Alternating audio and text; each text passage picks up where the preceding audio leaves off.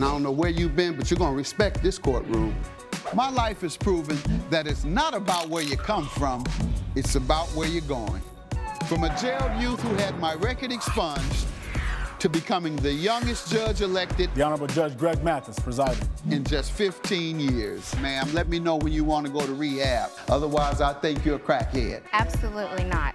My goal is to inspire others to overcome their obstacles. You don't need him and his little raggedy roommate. Thank you.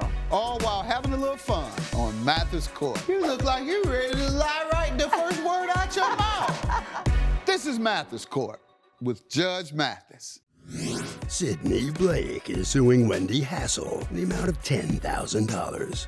All rise. Court is now in session. The Honorable Judge Greg Mathis presiding. You may now be seated. Ms. Blake claims she paid rent to live in her converted school bus on the defendant's mother's property and says the bus was towed without notice and the parts were sold. State your name. Sidney Blake. Ma'am. Wendy Hassell. All right, and you are suing the defendant for $10,000, alleging claiming she had your converted school bus towed away? Correct, sir. Start with you. Your Honor, I met Wendy about 3 years ago at a festival for converted school buses. Don't you tell everyone what that is? Everyone doesn't know. Basically, I had to find out what it was when I saw in these couple paragraphs that said Skoolie. I had no idea what a Skoolie was. Go ahead. my schoolie, her name's White Betty. She's a short bus that I converted into a living space. I've been living out of her for the past 5 years now. Mm-hmm. Yeah, you got that right. Black people don't live like that. So you're right. You correct that. You got a white Skoolie. Yes. All right. I painted her black originally, but I thought she looked better white. I'm gonna let you go. Go ahead. So, I'm gonna let you get away with that. So a lot of stuff going through my mind. Go ahead. I parked her on her property for around 2 months. I was paying $3,000. With her permission, obviously. $300 in rent. How much? $300 a month in rent. I paid for the month of November, and the vehicle was removed from the property, Your Honor. Tell us what that is again. Describe what the process is of converting it. Folks want to know what you're talking about, particularly me. I have to make a decision on it, and I don't know anything about schoolies, whether they're permitted on the street. Can you put them at a parking meter? Could you have had it at a free parking area on her street and therefore not have to use her property? That's why I need a little more education on schoolies, as you all call them. So my school bus, because it is a short bus, she does fit in your average parking spot. I was just personally having a few problems finding an RV park to stay at because of her age. That's why I just asked. Can you have them at regular meters? No, All right. Your Honor. So you have to have it either at an RV park Yes. or in someone's private property. Yes, campgrounds. That's what I needed to know. Campgrounds, not in her parking lot, not in a parking lot? Certain parking lots will allow it. Okay, driveways, can you have it in your own driveway? Yes. Okay, let me hear from you. Go ahead, ma'am, you tell me about it. I met her, as she said, at this festival a few years ago. What type of festival? It was the Festival of Schoolies, so Of what? it's Oh, a Skoolie. She community did of say that, Skoolie right. lovers and fans that get together, and they basically gather. It's an ungathering, actually. Where? It's in deserted areas of Okay. either Arizona or California. So we don't publicize it. We do have forums that we discuss it, but it's not publicized. And so we met. My ex-boyfriend, Mark, we broke up pretty recently. You had your own? I didn't, but my boyfriend at the time. Okay. We were dating. He's very passionate about schoolies. So I lived in it with him. Mine was actually, his that we lived in together was a larger size. Hers is a smaller one. We lived in a very large schoolie. So it's And the they full have size. plumbing and everything in them? I guess like an RV? Ours, we're not RVs. Right. But we convert school buses. And you have plumbing. Ours is hers is less sophisticated. Ours had more electricity. So because we're in New Mexico, we're able to use solar power, and we're able to store the solar power on the Skoolie, and we're able to use that to generate the electricity. Okay, so what if people who have older ones, what do they do? So for her, because she had an older one, she had to plug it in to my home. So she had to keep it about 100 feet away because she had an extension cord that had to be plugged in to get. Now, isn't that what you have to do with a traditional RV?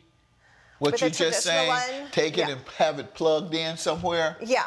Okay, and yours you don't because Ours, you because had we had the solar power. Solar power. Solar power. We Got were it. more sophisticated. But other than that, a Skoolie needs everything that an RV needs. Correct. Yes, it's very. All right. Coming up on Mathis Court with Judge Mathis. I paid for the month of October and November, and she, without eviction notice or any sort of notice of removal, removed Betty from her property. If you'll be in the Los Angeles area and want to bring your case to court, call 1-888-552-6878. You're watching Mathis Court with Judge Mathis. This is Mathis Court with Judge Mathis. Mathis Court is back with the case of Sidney Blake, who is suing Wendy Hassell for breach of oral agreement. I had never heard of a Skoolie. I took this opportunity to discuss with Debbie the cultural bias involved in a lot of speech or speaking or words or definition. And they concluded dozens of years ago that those not Latino and African American, or those living in poverty in particular, say in the Appalachians, don't have the same concepts or don't have the same understanding of things that others do as part of their cultural heritage, and therefore they can't grasp some of those questions on an exam because they have no idea what you're talking about. Skoolie is known probably to you all and maybe even 80% of the population, but that 15% of the population, black folks, we don't have no idea what a Skoolie is. Okay. Secondly, let me finish. For example, the other most dramatic example I'm going to say about cultural bias, particularly when you're taking a test, I can remember so well taking the exams that you take to determine your preparedness, whether it was for law school, whether it was just a typical test. And it said, if you had just thinking of it, toe-type clock, that's the title of it. What time is it? So I spent 30 to 40 seconds trying to figure out what is that type of clock. Come to find out, I was the only one that didn't know. And guess what? I was the only one from a culture that does not engage in those products or purchase those type of clocks because it's for middle and upper income folks. So a lower income person would have no idea what a particular clock is. So I just wanted to make that point about, that's why I'm ignorant to it and I'm trying to become educated. And that is, long story long, we have a cultural difference here. We have to educate each other because I had no idea, and I think that's a cultural difference. But you have a picture of one? Yeah, I agree. Yeah, please let me see it. Yeah. If I've seen one, I didn't know it. That's her. You ever seen one? White Betty. Yeah, I've seen one, yeah. They have different influencers who show their Yeah. process and they travel around the country. All the woodwork, Wow. I did myself with my friends. The couch, the bed, there's a fridge there. Really a comfortable setup for 5 years. That's been my home. Not bad. Just a lot of hard work for years. Want to get one? I'm just trying to, I'm just thinking about solving the homeless problem. Well, you can. If you can put 10,000 into a short school bus, which you can probably get for 7,000, you got $20,000. You got a house or RV But this to allows live you in. to be kind of mobile and Yeah. not live by any tax regulated rules. Zoning rules, you're saying, or tax regulations? Just property taxes and things like Got that. it. People like the freedom of these. Yeah. All right. You see homeless people buying it, moving up the ranks and buying one of these? So that's some of the ideas. Maybe we'll speak with some government leaders about this. And see where they're at with that. I'm always into trying to help poor people solve their issues. Yet red, yellow, brown, black, or white, all of them I want to help. So in this case, this looks like something that would be beneficial, and I need to be able to go back and explain to black people what it is, though. That's why I'm asking you so third. Judge, what you talking? What? Sleep in the what? Do what? Skoolie. That sounds like some candy. All right. So what happened here that she cost you $10,000 worth? Well, it started with when she offered me a job and to stay with her. I also have the evidence here. We have a text message Yes, thread. please. This is our written agreement on rent, $300 a month. I paid for the month of October and November, and she, without eviction notice or any sort of notice of removal, removed Betty from her property. Ma'am, did you do this? So it is true. What is she saying about I did offer a place to stay? You know, we've been good friends, and I did want to help her out. And at first things were great. She invited me to a couple parties. We hung out. But then things just started changing, and she got in with a different crowd and started just being rude and condescending. And you know, it's my mother's house, it's not mine. I live with my mother. I help my mother out. And my mother is not doing well. So she would just party all night and make so much noise. She's only about 100 feet away from our home. So we can pretty much hear anything. And I sent her multiple text messages, which I have evidence for, telling her at about 1 a.m. or 2 a.m. that she needed to quiet it down. And You need to send me the text message where you say you were going to have her Skoolie removed. But go ahead. I'll let you this finish. one is the one where I told her, she was keeping my mother up. My mother's not doing well health-wise, and she kept her up. And I had to tell her multiple times, at least 10 times, that she needed to quiet it down. Coming up. I was nice. I allowed her a place to stay. I let her stay for $300, which is really affordable. You're watching Mathis Court with Judge Mathis. This is Mathis Court with Judge Mathis. Mathis Court is back with a case of Sidney Blake, who is suing Wendy Hassell for breach of oral agreement. Yeah, but you should have given her notice of eviction. So I did give her notice of eviction, which I also have evidence for. Can you do it? Let me see that, please, Amir. So this is all in writing, where I gave her notice of eviction. I told her, I gave her a whole month to find a new place. That should have been enough place. Yes, she had paid for that month, but at the end of the month, she needed to find a new place. She needed to remove it from the property because it's my mother's property. It's not even my property. I was nice. I allowed her a place to stay. I let her stay for $300, which is really affordable.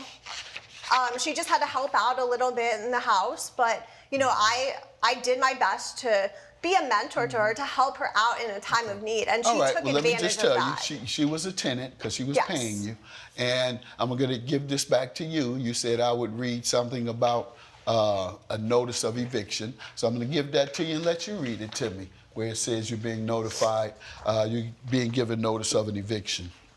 So I said to her, Sydney, when can you get Betty off my property? Any updates? So I had told her that she needed to remove it. And then I said again, a week later, Sydney. All in November, right? Yes, this is all in November. Which she had paid for. Go ahead. Yeah, so she had already paid, but I was expecting her out by the end of the month. And I needed to get updates for this. So I said, Sydney, I don't want this giant bus on my land anymore. And then another week later, I said, can you tow this eyesore? And then 2 weeks later, I said, Sydney, I need Betty gone, because it was the end of the month at that point. She hadn't even paid for December. Coming up, And you harassed her for the entire month about something she had already paid for. So you didn't give her any notice that you were going to have it removed or evicted. You're watching Mathis Court with Judge Mathis. This is Mathis Court with Judge Mathis. Mathis Court is back with the case of Sydney Blake, who is suing Wendy Hassell for breach of oral agreement. Okay, so read where you gave her a notice that you were going to evict her in 30 days, which is what the law requires. You said you gave me something that would indicate that you gave her a notice of eviction. That's what I'm looking for. That's what the law requires. When someone is paid their rent, it requires the court to give a notice of eviction. And you have to explain why you want to evict the person. And you didn't do that. You're providing me with a text of you complaining to her about coming to get it. Your complaining began November 2nd or 4th when she had paid the rent for the entire month. And you harassed her for the entire month about something she had already paid for.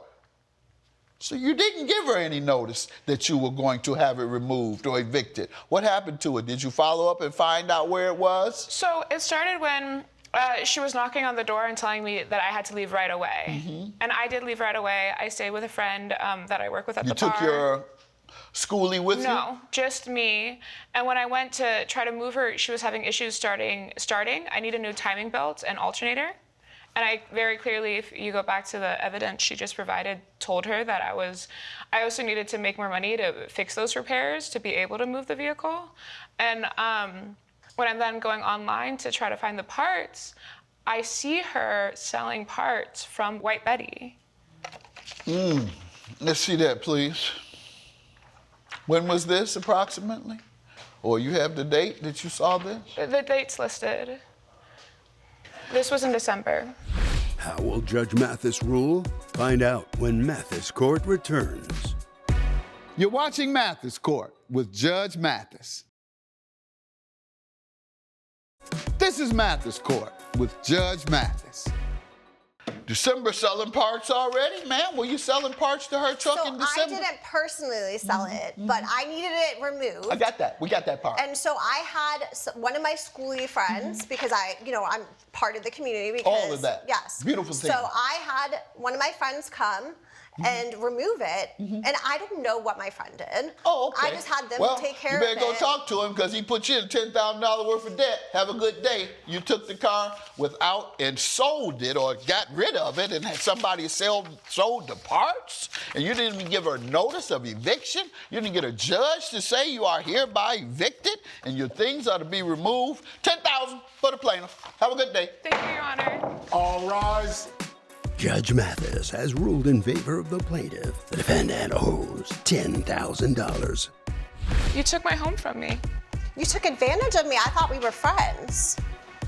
You have any belongings? Let's head this way.